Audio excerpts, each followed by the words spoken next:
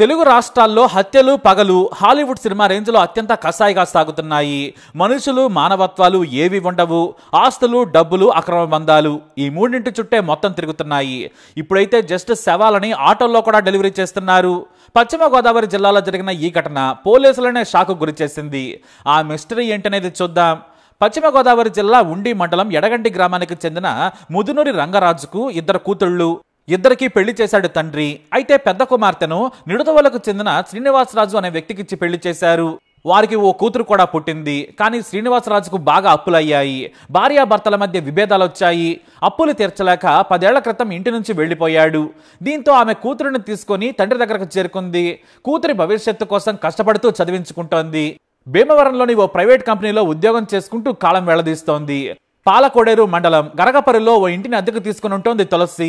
కూతురు భవిష్యత్తు కోసం ఒంటరిగా అష్టకష్టాలు పడుతూ జీవనం సాగిస్తోంది. అయితే తులసికి ఇల్లు లేదు. నాటి సర్కారులో ఒంటరి మహిళ ఇల్లు లేని కారణంగా తనకు సాయం చేయాలని కోరింది. ఎడగండిలోని జగనన్న కాలనీలో తులసికి స్థలం ఇచ్చింది నాటి సర్కారు. కానీ ఆ స్థలంలో ఇల్లు కట్టుకునేందుకు ఆమెకు ఆర్థిక స్తోమత సరిపోలేదు. రూపాయి కూడబెట్టినా కూడా ఏదో ఒక అనారోగ్యం ఖర్చుతో తులసి సొమ్మంతా ఖర్చవుతూ వచ్చింది. అయితే రాజమహేంద్రవరంలోని క్షత్రియ సేవా సమితికి దరఖాస్తు పెట్టుకున్నారు తులసి. తనకు ఇల్లు లేదు, చాలా పేదరాలని, పైగా కూతురు కూడా ఉంది, సాయం చేయాలని కోరారు. దరఖాస్తు పెట్టుకుని సాయం కోరారు. ఇతర దాతల సాయం కూడా కోరారు ఆమె. తులసి వివరాలు తెలుసుకున్న క్షత్రియ సేవా సమితి ఆమె ఇంటికి అవసరమైన టైల్స్, పెయింటింగ్ డబ్బాలను 2 విడతలుగా పంపించారు. అంతేకాదు మీ అడ్రస్ కు మేము మీకు కావాల్సినవన్నీ కూడా పంపిస్తున్నామని వాట్సాప్ ద్వారా సమాచారం కూడా ఇచ్చారు. పలానా వస్తువులు పంపిస్తున్నాము, చెక్ చేసుకోండి. మీకు ఇంకా ఏ అవసరమైనా కావాల్సి ఉన్నా కూడా తాము సాయం చేసేందుకు ప్రయత్నిస్తున్నామని తెలిపారు. దీంతో తులసి ఎంతో సంతోషం వ్యక్తం చేసింది. అయితే డిసెంబర్ 19న తులసికి ఓ ఫోన్ కాల్ వచ్చింది. ఆమె లిఫ్ట్ చేసి మాట్లాడింది. తులసి గారు, మీరు ఇంటి నిర్మాణం కోసం సాయం అడిగారు. మేం కూడా మాకు తోచినంత సాయం చేస్తున్నాం. ఆటోలో సామాగ్రి వస్తుంది, తీసుకోమని కోరారు. ఆమె సరేనంది. ఇక సాయంత్రం 6 గంటలకు ఆటో వచ్చి ఇంటి ముందాగింది. తులసి ఎవరంటే నేనే అన్నారామె. మీకు పార్సల్ వచ్చిందని ఓ పెట్టెను ఇంటి దగ్గర దించి వెళ్లిపోయాడు ఆటో డ్రైవర్. ఆమె ఆ పెట్టెను 4 సాయంతో ఇంట్లో పెట్టించుకున్నారు. పెట్టెగా ఉన్న తాళం బద్దలు కొట్టగా ఒక్కసారే దారుణమైన వాసన వచ్చేసింది. అందరూ భయపడిపోయారు. పెట్టెలో ఏముందని తెరిచి చూడగా ఓ లెటర్ కనిపించింది. అలాగే ఓ కవర్లో ఏదో వస్తువు చుట్టినట్లు కనిపించింది. ఆ కవర్ను తొలగించి చూడగా దారుణమైన దుర్వాసన వస్తున్న ఓ మగ వ్యక్తి శవం ఉంది. మృతదేహం దాదాపుగా కుళ్ళిపోయింది. దాన్ని చూడగానే తులసి తన తండ్రితో కలిసి భయపడి కేకలు వేస్తూ బయటకు పరిగెత్తింది. చుట్టుపక్కల వారు కూడా పరిగెత్తుకుంటూ వచ్చి శవాన్ని చూసి వణికిపోయారు. మొహం కూడా మొత్తం చెక్కినట్లుగా ఉంది. మృతదేహాన్ని సగం కాల్చి పెట్టెలో పెట్టి తీసుకొచ్చినట్లు గుర్తించారు. ఇక లేఖలో ఏముందా అని చదివారు. మీ భర్త మా దగ్గర 2008లో అప్పుగా కొంత డబ్బు తీసుకున్నాడు. అది వడ్డీతో కలిపి ఇప్పుడు 1,30,00,000 ఆ సొమ్మును వెంటనే చెల్లించాలి, లేదంటే ఇబ్బందులు తప్పవని హెచ్చరిస్తూ రాసి ఉంది.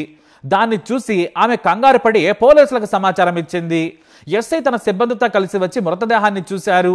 3 పెద్ద పాలిథిన్ కవర్స్ లో గట్టిగా చుట్టి ఉంచినట్లు పోలీసులు గుర్తించారు. ఆ వ్యక్తి చనిపోయి 3 రోజులు అవుతుండొచ్చు. ఒంటి మీద గాయాలు లేవు. గొంతుపై తాడుతో బిగించి చంపి ఉంటారనేది పోలీసుల అనుమానం. ఆ శవాన్ని చూస్తే సామాన్యులైతే వణికిపోవాల్సిందే. అయితే వెంటనే ఈ విషయాన్ని ఉన్నతాధికారులకు తెలియజేశారు స్థానిక ఎస్ఐ. ఎస్పీ అద్నాన్ నయీం అస్మి, అదనపు ఎస్పీ భీమారావు, డిఎస్పీ సహా అక్కడికి చేరుకుని విచారణ మొదలు పెట్టారు. డైరెక్ట్ గా మృతదేహాన్ని ఇంటికి పార్సల్ చేయడం చూసి పోలీసులే అవాక్కయ్యారు.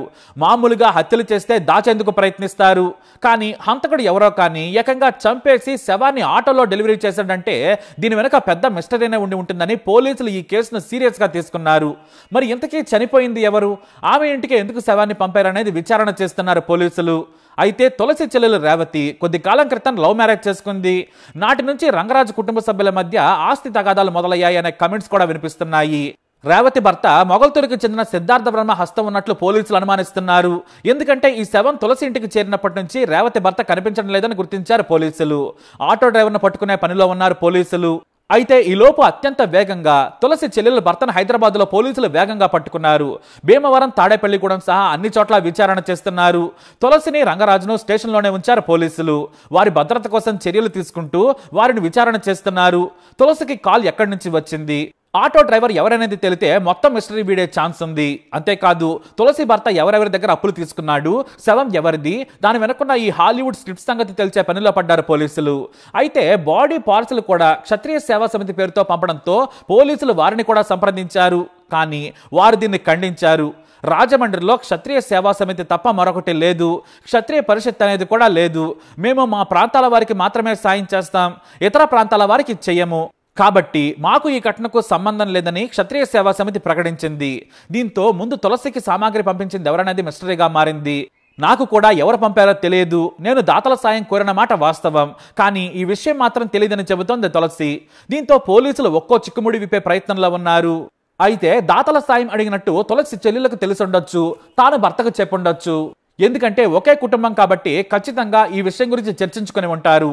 మరి అలా తులసి చెల్లెల భర్తే ఆస్తి కోసం ఎలా చేశాడా, బెదిరించడానికి కావాలని ఓ శవాన్ని పంపాడా, అది నిజంగా తులసి భర్తదేనా, ఇవన్నీ కూడా తేల్చే పనిలో పడ్డారు పోలీసులు. మొత్తానికి మామూలు హత్య అయితే పోలీసులు కూడా చాలా సాదాసీదాగా ఎంక్వైరీ చేసేవారు. కానీ ఆటోలో శవం డెలివరీ చేసి భయభ్రాంతులకు గురి చేశాడు హంతకుడు. మరి ఆ హంతకుడు ఎవరు? పోలీసులు మాత్రం అతి త్వరలోనే ఈ కేసు వివరాలు తెలపనున్నారు. మరిన్ని అప్డేట్స్ తో మరో వీడియోతో మళ్ళీ కలుద్దాం. ఈ వీడియో అప్డేట్స్ కోసం మై ఛానల్ ఫాలో అవ్వండి, తప్పకుండా సబ్స్క్రైబ్ చేసుకోండి.